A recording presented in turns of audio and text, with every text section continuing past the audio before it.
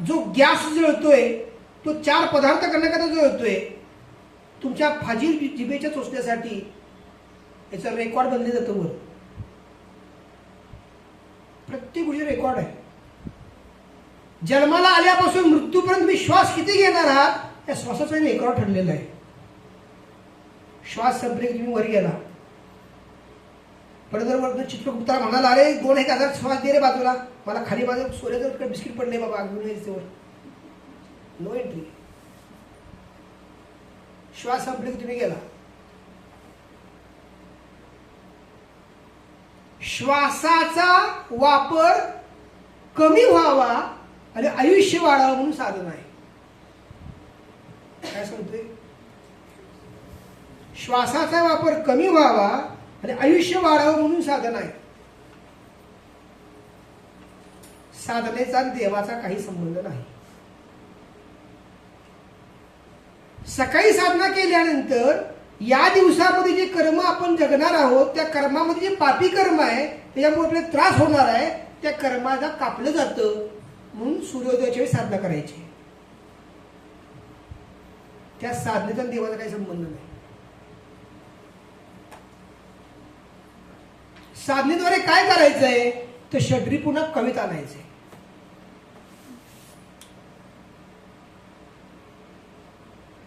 त्यामुळे षड्री पूजन देवाचा काही संबंध नाही.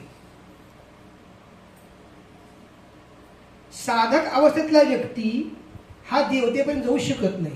कारण साधकानंतर सिद्ध, सिद्धनंतर साध्य, साध्यनंतर ब्रह्म ही अवस्था आहे. ब्रह्म तुम्ही जेव्हा जाल तेव्हा तुम्हाला देव हा विषय कळेल. साधक अवस्थेत तुम्हाला देव काय करणार आहे? जसं लहान बाळ आहे त्याला आई कळेल, पण आई पण हे बाळाला नाही कळणार कारण त्याला आई बनावं लागेल.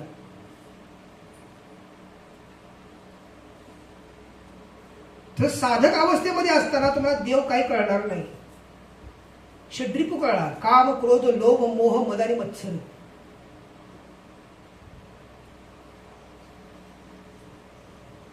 मुलांच्या प्रत्येक गोष्टीला मान्यता देणं म्हणजे त्यांच्या षड्रिपूंना खतपाणी घालणं.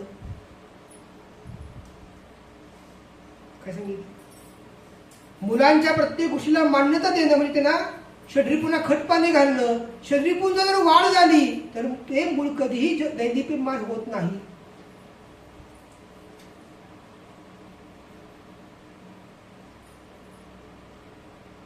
म्हणून लहानपणी शेंडीला गाठ मारायचे, पहाटे 4-5 वाजता उठवायचे, अभ्यासाला बसवायचे मुलांना. आता मुलगा 8 पर्यंत उठतो.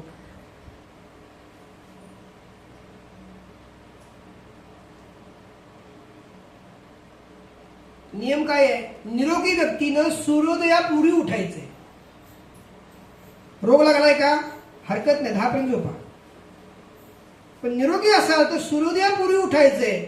अन्यथा तुमचा देह तुम्हाला क्षीण होत जाताना दिसणार. क्षीण होणार देह. काय होणार? देहाला नियम आहेत.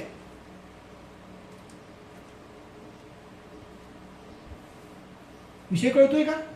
तर पृथ्वी आणि 50%, तेजवायू आकाश 50%. म्हणजे काय करायचं? मर्यादित वासना कधी होतील? काही दीक्षा झाल्यानंतर. गुरुमार्गात आला, उद्यापासून माझी आता वासना मर्यादित करतो, होणार नाही.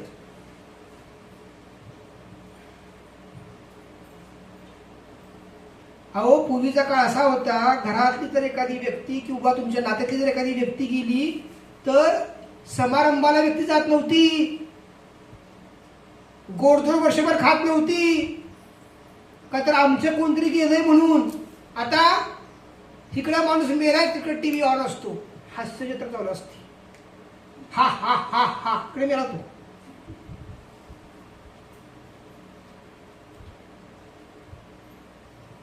तुम्हाला काय वाटलं रेकॉर्ड हे होत नाही? सगळं रेकॉर्ड चालू आहे. जे पेरताय ते उगवणार आहे, काळजी करू नका. वेट. तुम्हीच सांगा मला, हे संस्कार होते का नाही? की वाडवडीला गेल्यानंतर कुटुंबातलं कोण गेलं किंवा तुमच्या नातेवाईकातलं कोण गेलं तर त्या घरात दुखोटा घेऊन देत जात होता, पण त्या घरी कधी गोड अन्न केलं जात नव्हतं. आता गेलेल्या माणसाबद्दल महिना 10 दिवस कसे घालवायचे हा मोठा प्रश्न पडतो. तू कुणाकरता करत नाहीस ना, तुझाही नंबर लागणार आहे, तेव्हाही कोण नसणार आहे, काळजी करू नकोस.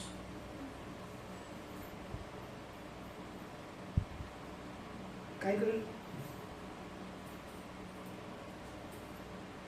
तू दुसऱ्याकरता वेळ दिलास, तिथं नोंद झाली. तुझ्याकरता कोणतरी वेळ दिली, तिथं नोंद होईल. तू कुणाकरता वेळ देत नाहीस, तिथं नोंद झाली. तुझ्याकरता कोण वेळ देणार नाही, तिथं नोंद होणार आहे. आगंतुक सांडी सर्व नको धरू ज्ञान गर्व, शोधी तुझा निज ठाव भिन्न मुली नाही.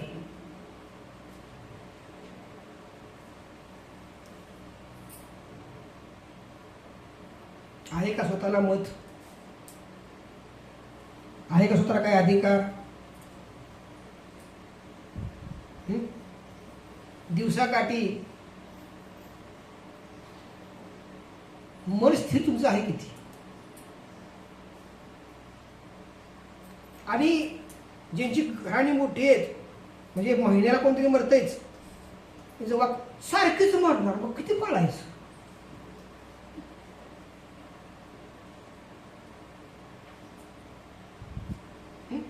जया अंगी मोठेपणा यातना कठीण म्हणतात, म्हणजे यातना कठीण नाहीये,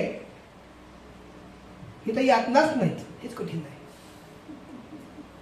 मेलं वे मरू देत, वरच्या काय घरचं मेलं, खालच्या घरचं मेलं, मधल्या घरचं मेलं, आमचं काही बिघडत नाही.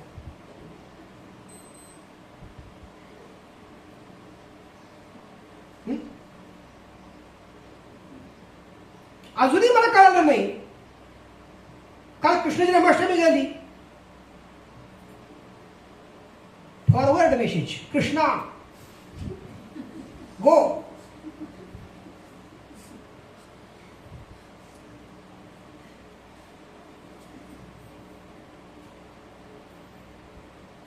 तो त्या युगातला, द्वापार युगातला, आम्ही अजूनही मेसेज फॉरवर्ड करतोय. पण आमच्या तर कोण जगरी किंवा मिळतं, मी फॉरवर्ड करत नाही मेसेज. भावपूर्ण श्रद्धांजली आज पडली, उद्याच्याला टेन्शन बदललेलं असतं, हास्याच्या तक्रार काय झाली असती. 10 दिवस सुद्धा ते टेटस पडत नाही, असं दुःखाच पडतं का बघा बरं.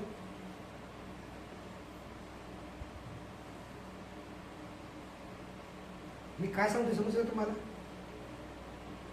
पृथ्वी आत, तेज वायू आकाश.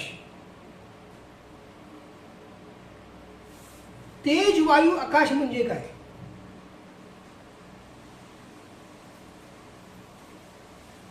रामाचा जन्म कसा झाला? अर्जुन जन्माला कसा आला?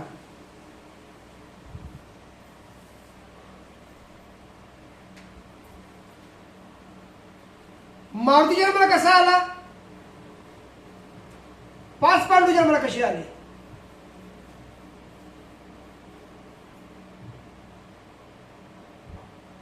कर्ण जन्माला कसा आला? तेज वायू आकाश. काय कळते का नाही कळते? ज्या वेळेस आई आणि वडिलांच्या वासनेतून मूल जन्माला येतं, बघा वाक्य समजून घ्या. ज्या वेळेस आई आणि वडिलांच्या वासनेतून मूल जन्माला येतं, ते मूल पातातून जन्माला येतं. पाता येऊन येतो. फक्त आईला आणि वडिलांना मुलगा हवा असतो, तो स्वर्गातला नको असतो. आता मुलगा झालाय म्हणून दुसरी मुलगी हवी असती, पण ती अप्सरा नको असती, मुलगीच फक्त हवी असती. मग ती पाप एवढी झाली तरी चालेल. किंवा कधी कधी मूल कसं राहिलं हे माहितच नसतं, पण मूल जन्माला आलेलं असतं. कधी कधी नको असताना मूल जन्माला येतो. मुलगा पाहिजे मुलगी येते, मुलगी पाहिजे मुलगा येतो. अनैच्छिक संतती म्हणजे जन्माला येते. आयुष्यभर ते मूल दुःखात राहतं. काय कळलं? ऐच्छिक संतती म्हणजे काय? मुलगा पाहिजे मुलगा झाला, मुलगी पाहिजे मुलगी झाली, ऐच्छिक संतती जन्माला आली. अनुचित संतती म्हणजे काय? मुलगा पाहिजे मुलगी आली, मुलगी पाहिजे मुलगा आला. अनुचित संतती जन्माला जेव्हा येते तेव्हा ते अपत्य आयुष्यभर दुःखात राहतं. त्याही पुढं 2 मुलापैकी आवडता मुलगा किंवा मुलगी असते, त्याचा भाग्योदय होतो. जे आवडतं नसतं ते त्याचा भाग्योदय होत नाही. काय कळलं? आता मजा बघा, आई वडिलांच्या पैकी आईचं पाप जास्त असेल किंवा वडिलांचं पाप जास्त असेल आणि त्याचं जर एखादा मुलावर प्रेम असेल तर तो मुलगा कधी मोठा होत नाही. काय कळलं? आई आणि वडिलांच्या पैकी ज्याचं पाप जास्त आहे आणि तो एका आपत्यावर प्रेम करतोय तर ते आपत्य कधी मोठंच होणार नाही, कारण ते पाप तिकडे ट्रान्सफर होते. आई वडिलांपैकी आई धार्मिक असेल किंवा वडील धार्मिक असतील, पुण्यवान असतील आणि मुलगा जरी कर्तृत्वहीन असेल तरी तो मोठा होतो, तर आई वडिलांचं तिकडे पुण्य जोडलं जातं.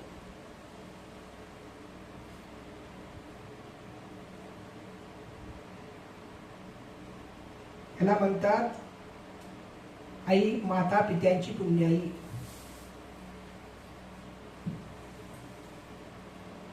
काय म्हणतात? माता पित्यांची पुण्याई म्हणजे काय? आईचं जर पुण्य असेल किंवा वडिलांचं जर पुण्य असेल तर ते पुण्य कन्वर्ट होतं मुलाकडे किंवा मुलीकडं. आईचं जर पाप असेल, वडिलांचं जर पाप असेल ते कन्वर्ट होतं मुलाकडे किंवा मुलीकडं. मुलांची पुण्य पापावर डिपेंड जी पुढची पिढी आहे, मुलांच्या पुण्य पापावर आई वडिलांची पिढी नाहीये. जो मुलगा साधना करेल, उपासना करेल, त्याच्या पुढच्या पिढीला जो उपयोग होणार आहे त्याच्यासाठी उपयोग नाही होणार. त्याच्या आई वडिलांनी केलं तर त्या मुलाकरता उपयोग होणार आहे.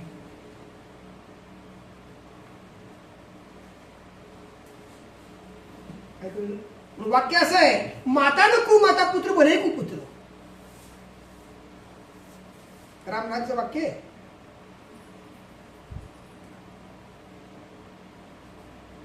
जो मुलगा किंवा जी मुलगी कशी नाहीये, समाजाला योग्य नाहीये असं एखादं तुम्ही आपत्य बघाल, त्याचं कारण कोण आहे? त्याचे आई वडील, त्यांचं पाप.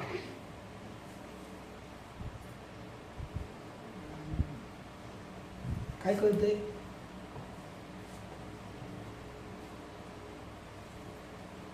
इंटरकास्ट केलं का? 42 पिढ्या नरकात जाणार. लिहून ठेवा वाक्य माझं. जेव्हा इंटरकास्ट लग्न होईल किंवा इंटरकास्ट लग्न तुम्ही अक्षर टाकाय का त्याच्या गेला तरी 42 पिढ्या नरकात जाणार. कारण काय? कारण ब्रह्मदेवाची जी पुत्र आहेत सप्तऋषी, त्यांचा काळ वेगळा आहे. प्रत्येक ऋषींची गणित वेगळी आहेत, पालवी वेगळी आहे. बदल करायचा अधिकार दिला कोणी?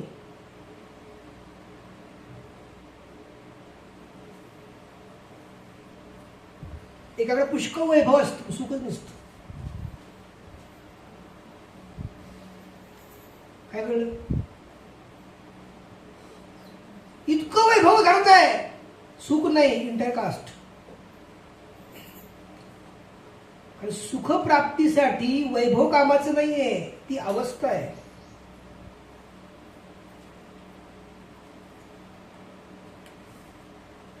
ऋषीमुनींच्याकडे काय होतं? अरे बाबांनो, शेणानं सारवायची जमीन, ते तिथं मंत्र म्हणत बसायचे. तिथं त्यांच्या दर्शनाकरता देवदेवता यायच्या. आज तुमच्या घरात कोणीही येत नाही. हो, मांजर सुद्धा नाही. काय कळलं? हे माणूस गाणी नाही आहे आम्ही, पण कर्माशी उभी केलीत की आमच्याकडे कोणी येणंच झालंय.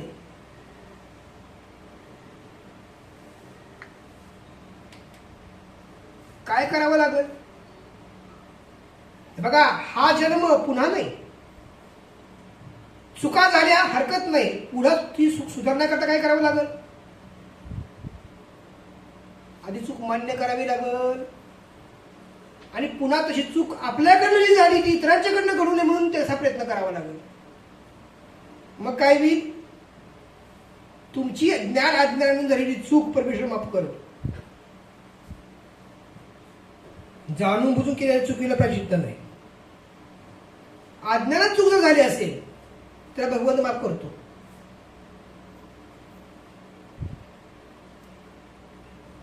कळतंय का?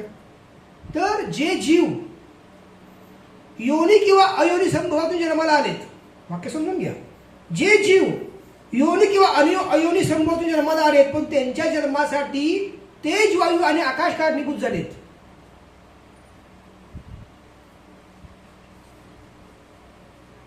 ते जीव सिद्ध आणि साध्य अवस्थेपर्यंत येऊ शकतात. इतर सगळे साधक अवस्थेत जातात. काय कळलं?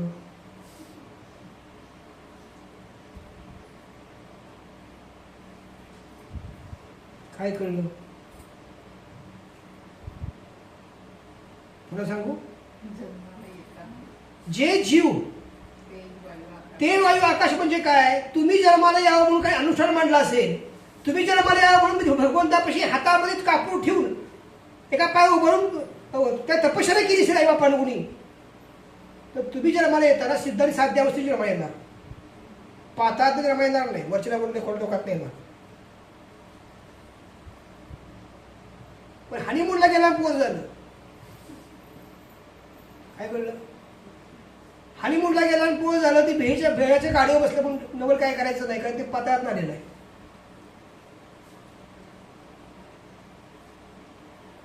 वडिलांचे वाईट गुण मुलगा घेणार, चांगले गुण घेणार नाही.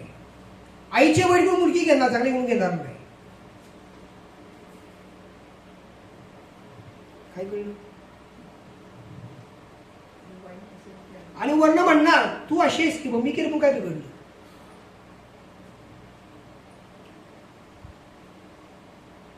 आईचे चांगले गुण का घेणार नाही? कारण जन्माला येताना ती मूल आई बाबा कुठे गेले होते? हनीमूनला गेले होते, तिथे पण जन्माला आलं.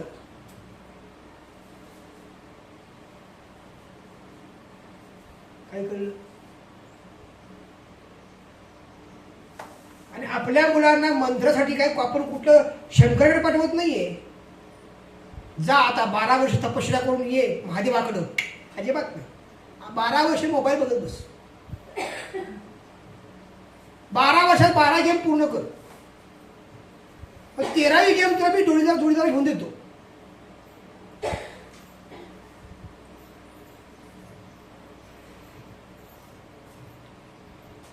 बघा, जे जन्म 50% काय सांगितलं पृथ्वी आणि 50% तेज, वायू, आकाश असतील म्हणजे बॅलन्स झाला, ते सुद्धा जन्म मुक्त होऊ शकत नाही, जीव मुक्त होऊ शकत नाहीत. जे 75% आहेत ना ते तर होणारच नाही. राक्षसी प्रवृत्ती ते मानसिक झाली. जे 50-50 आहेत तेही होणार नाहीत. कारण काय? कर्म परत्वे जन्म. ह्या दोन ज्या अवस्था आहेत ह्या कर्म परत्वेमध्ये मोडतात.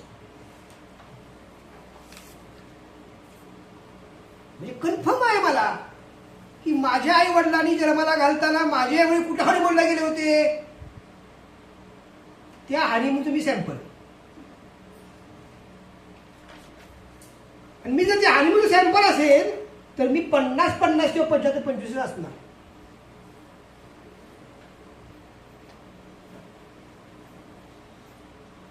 काय कळतंय का? मग तुम्ही मला सांगा, प्राप्त जन्मात तुम्ही देवाचं नाक तोंड निघेपर्यंत तरी जरा उगाळला जरी, हो नाक निघेत मारुती आणायचा आणि त्याचं नाक जाईपर्यंत तेव्हा पाणी घालायचं. प्रसन्न कोण होईल? हा वासना, देव नव्हे.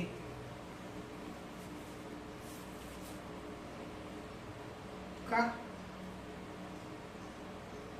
आता ह्या दाखला तुम्ही काय देऊ शकाल सांगा बरं? आपला दाखला पाहिजे प्रत्येक गोष्टीचा. मी जे तुम्हाला सांगतोय की तुमचा जर जन्म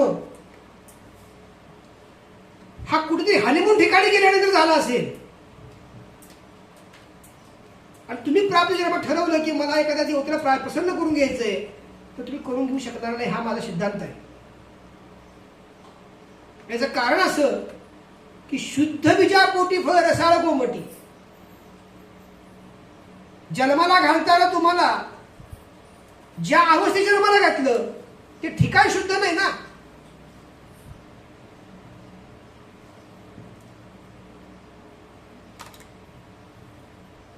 अहो, गाईच्या गोट्यात जरी आम्हाला एखादा बाळ आलं ना तर ते शुद्ध म्हणू आम्ही. येशू ख्रिस्त जन्म कुठे झाला? हा, गोट्यातच झाला एक प्रकारच्या.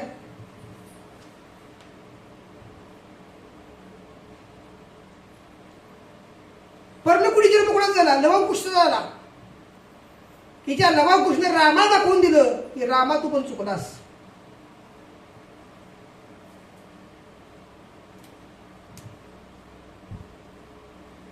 तुमची मुलं जन्माला कुठे येतात? झगमगाटात. वर बल, खाली बल, समोर बल, आलं पोर जन्माला.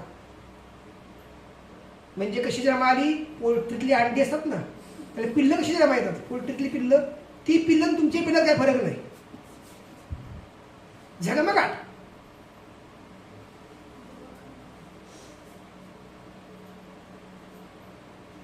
त्यामुळे शाकाहारी पिल्लू नाही येते, ते मांसाहारी नाही. मग इलेक्ट्रिक पिल्लू.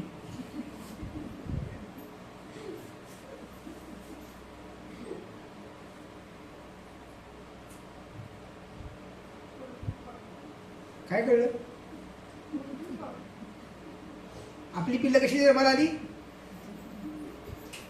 हा, इलेक्ट्रिक पिल्लू.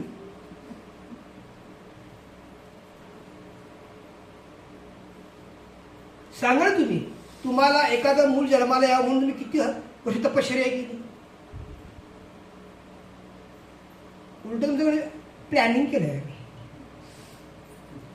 2-3 वर्ष काय होऊन देणार नाही.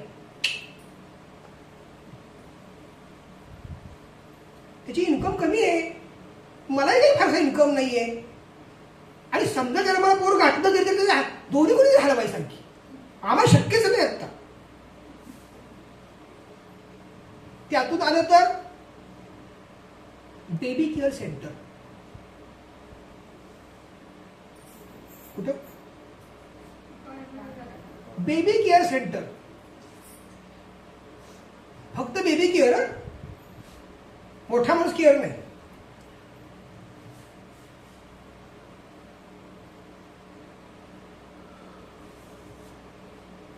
काय कळतंय का नाही?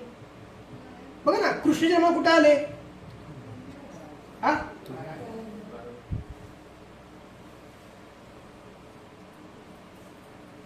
आमच्या मुलाला, आमच्या मुलीला. हा, इलेक्ट्रिक पिल्लू. होईल का? देव म्हणजे काय म्हणतो? आयुष्यकालच देव म्हणून आयुष्यामध्ये द्या, समाजाचे कल्याण करल. तो काय काम करणार? जसं कणगीतले दाणे उंदराला सांगावं लागत नाही संपवून टाक बाबा म्हणून, तसं एक पिढी कमवणार, दुसरी पिढी खाणार, तिसरी पिढी संपवून टाकणार. काय कळलं? एक पिढी कमवणार, रक्त आटेपर्यंत कमवणार, माझ्या पोराला, माझ्या पोराला, माझ्या पोराला, माझ्या पोराला. दुसरी पिढी कचकून हाणणार, माझ्या बापाचं, माझ्या बापाचं, माझ्या बापाचं. तिसरी पिढी सुपडा साफ, प्लॉट विकणे आहे. सर्व सोयी नियुक्त, या आणि विकत घ्या. अर्थ सांगू शकाल पुन्हा? विद्यानाश, संततीनाश, संपत्तीनाश. 3 दोष आले म्हणून. काय करतोय आपण? जाणकार पालक आहोत. जन्माला मूल घालताना किती विचार करून घातला पाहिजे, विचार करा. आणि मग मुलगा ऐकत नाही हो, काय करू तुम्हाला सांगू आता, मुलगा ऐकणच झालं. कसं ऐकलं पोरग? नवऱ्याने कधी ऐकलं होतं तुझं आतापर्यंत? बायको तुझं कधी आतापर्यंत ऐकलं होतं का? पोरग कुठनं वेगळं येणार आहे? हा ब्रह्मा, हा विष्णू, हा महेश. हो, नवरा ब्रह्मा, बायको विष्णू, ही महेश. येणार पोरग.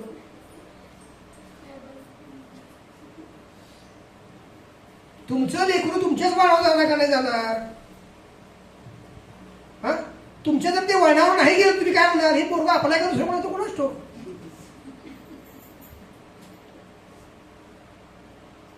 म्हणणार का नाही म्हणणार?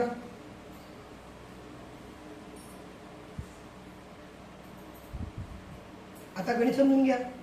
ज्या वेळेस तुम्ही प्राप्त जन्मामध्ये 5 दीक्षा घ्याल, अवघड आहे, सोपं आहे. कारण दीक्षा घ्यायची मनाची तयारी पाहिजे. हा, बघा ना, हे सुंदर वाक्य सांगतो. छोटस रोप आहे, त्या रोपाला मधनानं कात्री लावली, कात्री, तर काय होईल? तर आकार येईल. आणि ते असा आकार त्याला दिला, जसा माळेच्या डोक्यामध्ये आकार आहे तसं तो रोपाला आकार देईल. सुबक दिसेल रोप, ते छान दिसेल रोप. पण त्यामध्ये कात्री लावलीच नाही. इकडे फांदी फुटली, तिकडे फांदी फुटली. फुटली का नाही? शेजारी मुंबळा लागला, ते फांद्या आमच्या घरात यायला लागल्या तुमच्या. का? कारण त्याला आकार दिला नाही. दीक्षेनं त्या देहाला आकार द्यायचा, मनाला संस्कार द्यायचे. आणि कुठून तू आलायस? पाताळात आलायस का? तर स्वर्गीय सुख घे, त्याकरता ती साधना कर. काय कळलं? बघा, पहिली गोष्ट, दीक्षा घ्यायची मनाची तयारी नसणार. सांगाल ते करतो, दीक्षा काही देऊ नका. प्रतिसृष्टी केली विश्वामित्रे, सांगाल ते करतो, दीक्षा फक्त नको. बर, दीक्षा पहिली घेतली, दुसरी दीक्षा अजिबात नको. समाला मंत्र म्हणायचं कोणी?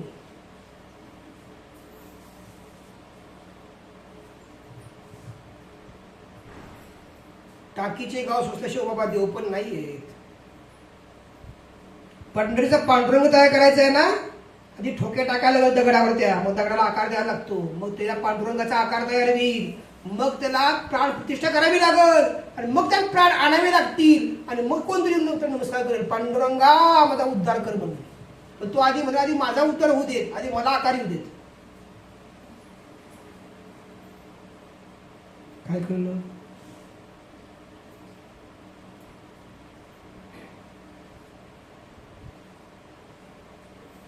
मानवी शरीर एक यंत्र आहे. काय आहे? ते यंत्राला मंत्र द्यायचा. कुठला? ओम श्री साईनाथाय नमः. यंत्राला मंत्र द्यायचा, मग मंत्रक जो काय आहे तो यंत्राचं काम करणार.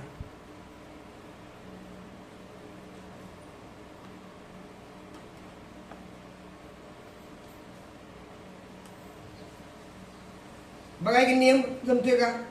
मी रोज एक बाबांची माळ म्हणल्याशिवाय जेवणार नाही. यंत्राला मंत्र दिला, ओम श्री साईनाथाय नमः. नियम सांगितला, अन्न ग्रहण करण्यापूर्वी मंत्र झाला पाहिजे. काय होईल? साईनाथा हे नामी तत्व जे आहे ते यंत्राला सांभाळायला लागेल. साईनाथा हे काय? नामी तत्व आहे, हे यंत्राला सांभाळायला लागेल. आणि मग काय होईल?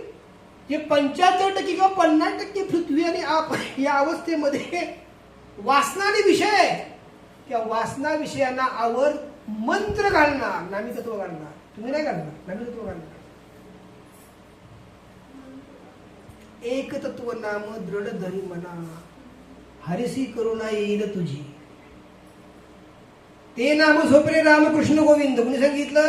ज्ञानेश्वर माऊलींनी सांगितलं. रामकृष्ण गोविंद नाव घे, नाम संकीर्तन. दादानी काय सांगितलं? ओम श्री साईनाथाय नमः. सोपं आहे की नाही?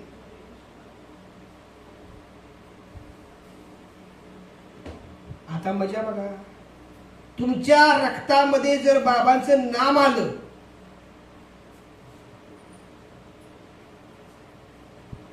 पहिली भांडणं आत होणार, हे खायचं का नाही खायचं, खायचं का नाही खायचं, खायचं का नाही खायचं, खायचं व खायचं.